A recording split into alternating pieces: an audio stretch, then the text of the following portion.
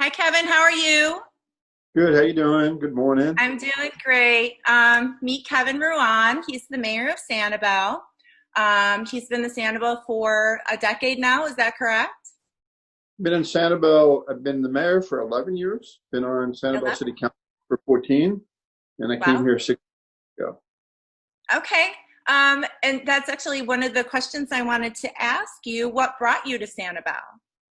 Well, my in-laws bought property in the 80s, so my wife and I have been down to Sanibel for quite some time. Like many people, we came down here as tourists and really fell in love with the charm of the island and hoped that someday we'd have the opportunity to come down here and live here. My wife and I decided to come down mainly because obviously my in-laws lived there. My son was going into fourth grade, which where we were back in New Jersey was a changing of school again. So we thought it was a great time for him to just go to a new school, whether it be New Jersey or Florida. We chose Florida. The Sanibel School had such a great reputation. It was really easy to decide. So we moved here permanently July 31st, 2004, 2 weeks before Hurricane Charlie. Oh my goodness. So you didn't hunker down, did you? Oh, sure we did. So, you really don't know a hurricane until you actually live through one. And we lived through a category 4. So we basically were told by our realtor at the time, her name was Linda Jambach, she ran Island Realty and Island Management, and said, there's a hurricane coming. It never happens to come to us. Don't worry about it. Grab some clothes and, you need to go to a hotel off island. We had a little dog at the time, a Shih Tzu, and needed to try to find a place that had dogs.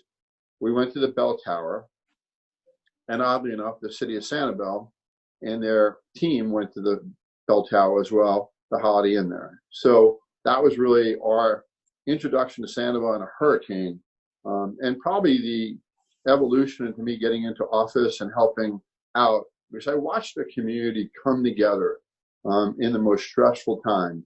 Having lived through 9/11, having lived up there and participated and watched friends lose their lives up there, this was something not like that, but something very similar in a way where all the emotion was involved, and the stress and people not knowing what the island was going to look like. So that was the anxiety.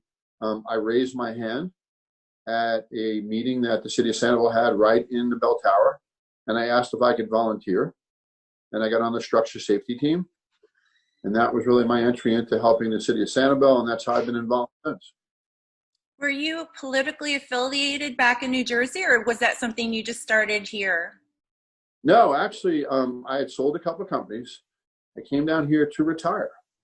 Oh, It's really what I had a covenant not to compete because I sold a financial business, and I couldn't really do anything in that field for 3 years. So I came down to Sanibel. It was a great time. We had just lost my dad. My wife wanted to be with her parents as they were getting older. So we just came here. Never had a political bone in my body. Certainly knew politics. Certainly would talk about, various levels of government, but never thought I'd ever get an elected office. No. well, that's excellent. I'm glad that you decided to. So we're going to move on to, we talked about why you moved to Sanibel. Um, so during your 11 years, which I thought it was 10, but during your 11 years as mayor, what do you think is your biggest accomplishment? What are you most proud of? What's your legacy? Probably what most people don't realize, back in 2007, I got into the city council, and the city's financial situation was in dire straits. We certainly were on the pathway to go bankrupt. And not many people think about it. Think about Sanibel in a very luxurious island, but we're a government with, a situation that just I'll describe. It was about a $60 million budget. We had about $100 million worth of debt. We had the highest tax rate in the history of Sanibel. We had no money in reserves, $400,000. And we had a pension system that was only funded at 47%.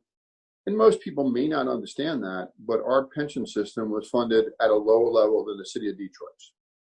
So the right characteristics took place. It was the recession coming upon us. It was a budget that obviously was pretty high. It was a debt that we couldn't really borrow any more money. a pension system was putting even more pressure on top of it, because not only were we leveraged from a debt point of view, Sorry, go ahead. but we had a pension system that had some real attention.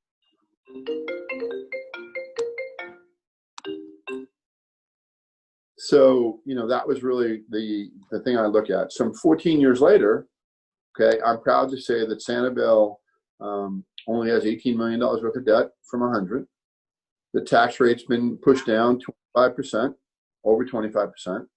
The reserves were actually built from 400,000 to about 12 million. And the pension system has been restored to 93%. So back in 2009, there was a lot of special meetings, not only with the pension, but the public, really concerned about the finances of Sanibel. So if I look at one thing, I would say my legacy was to turning around the financial part of Sanibel, because whether we like it or not, it's a business. It employs, at the time, almost 150 people. And you had a lot of people that put in a lot of hard work and relied on their pension to come. And I didn't want my legacy to be that we were unable to make pension payments. Right. That's, very important. Well, that's great. Bringing down the debt that much, that's a great accomplishment. Wow. Congratulations on that. Yeah. Did you want to add anything to that? The only other thing that really, you say, like, it's like picking children when you have 5, like, what's your favorite, if you will. The second one was when I got into office, there were 3 feet of red drift algae on the beach. It was literally up to my waist.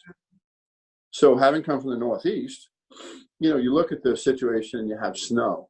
But I had this red seaweed that was literally, up to my waist and just covered the beaches. It had an impact on tourism. It had an impact on, obviously, real estate values and everything else associated with it. So that's how I got involved in water quality. And that's why I've been the spokesperson for water quality, because I realized how important it was to try to do things locally. Sanibel became very active. We're one of the lead pioneers in really addressing water quality and water quantity, and having the projects necessary to have the flowway south. But it's kind of like 1 and 1A. They really came at the perfect time during my involvement in Sanibel politics, because they both happened in 2007. Is there a way to get involved in that? Is there a certain, how can people get involved with helping with the cleaning the waters? Is there some place they can? Good organizations that are out there. SCCF is a great organization. Okay. Captain for Waters.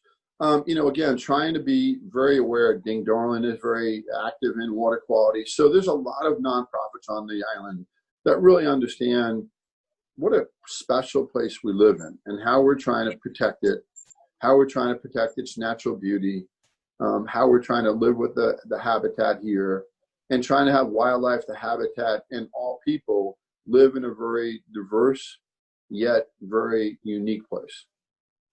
I love that there hasn't really been a lot of urban sprawl in this area. It looks very still natural with all the vegetation. I'm really glad that there aren't really franchises allowed. Is that correct? Correct. There's no franchises. We call them big box stores. So, franchises are all different.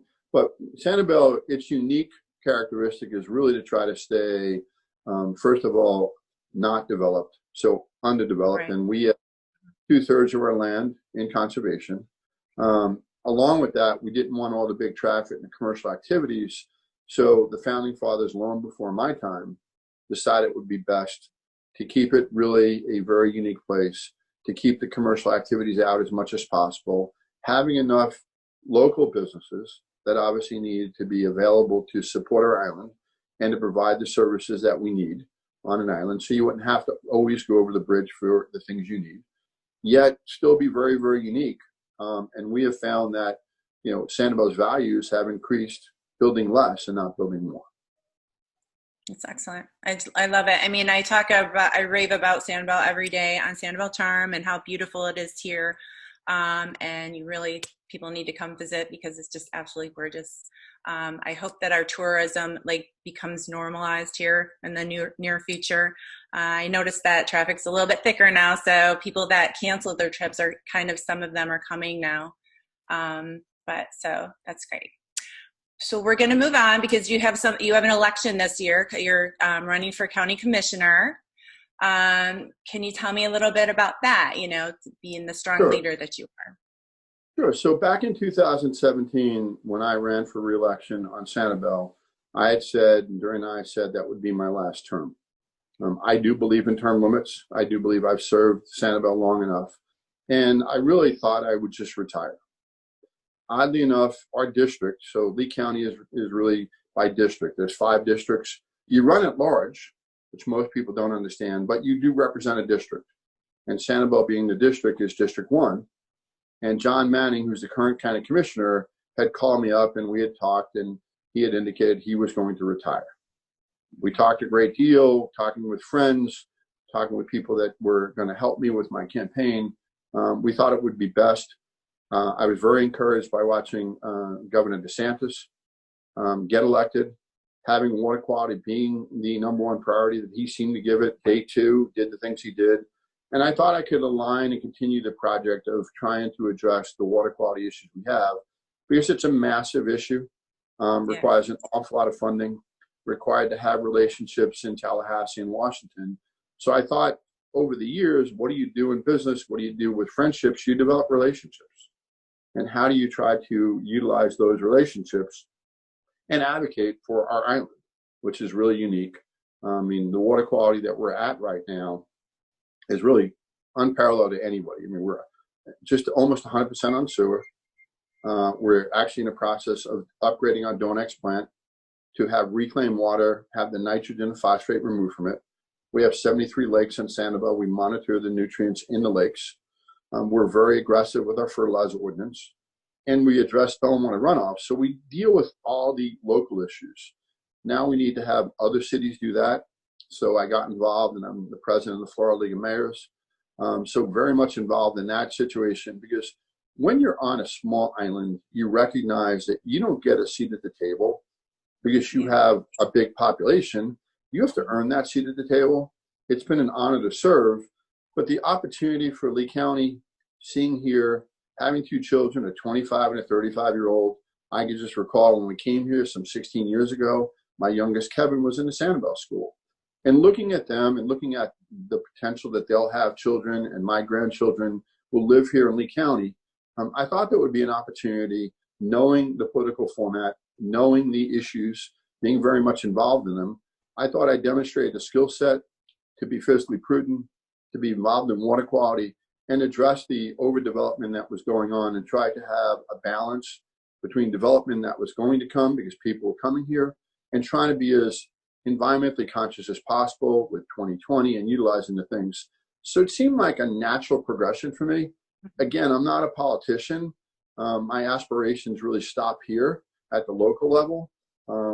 At this point in my life, I want to go home. The children are gone. I want to spend time with my wife. And traveling to Tallahassee every week wasn't what I wanted to do. And I applaud all those people that do that.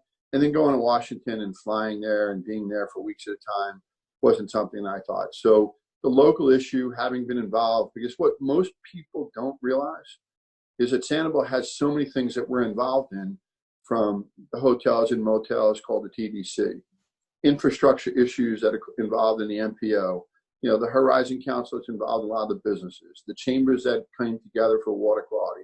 And I was involved in all those aspects because Sanibel, like all other cities, has a seat at the table, and you advocate for your community, and you try to help the formation because the infrastructure leads to Sanibel, and we need to make sure. That's why we have shared use paths. So as people are advocating for more roads, I'm making sure we're advocating for our shared use paths and maintaining those just to keep the uniqueness. So it was just really the natural progression of an opportunity that presented itself, the governor coming together and being a strong voice for water quality, trying to continue to move forward, trying to protect our environment, trying to protect the overdevelopment, and having that balance where Sanibel has really done a great job of preserving the natural environment and proving that less is more, not more is more. Yeah, that's great. Well, we wish you all the luck in the upcoming election. Did you want to add anything else before we tie this up? And I appreciate that very much. It's been an honor to serve. I've met so many people that are so appreciative. Politics is never easy. No matter what decision you make, someone's not going to be happy with it. But by and large, I think the only thing I would say to people is for future leaders of Sanibel that remember their people. They're trying to do the best they can. I've done this for 14 years with no compensation whatsoever. I'll continue to be a volunteer for Lee County. So recognize I'm a person doing the best I can. And for future leaders on Sanibel, they're people doing the best they can. They're not perfect. They're going to make mistakes. And people should be a little bit more respectful, because during the anxiety of COVID and different situations, I think people forget and let their emotions get the best of them. And I'm always a glass that the glass is always half full, not half empty. Just a different approach. But I appreciate your time, Kimberly. I really do. This has been great. Anytime I get to talk about Sanibel, I'm like a proud Chamber of Commerce person talking about just how wonderful Sanibel is. And it's a great place to live. It was a great place to raise my children. And it's a great place to see my retirement years. Oh, excellent. Enjoy your retirement someday. Not yet, hopefully. I will at some point. Yeah, thank you so much for taking the time, and you have a great day. Have a great day. You too. Thank you. Take care. Bye-bye. Bye.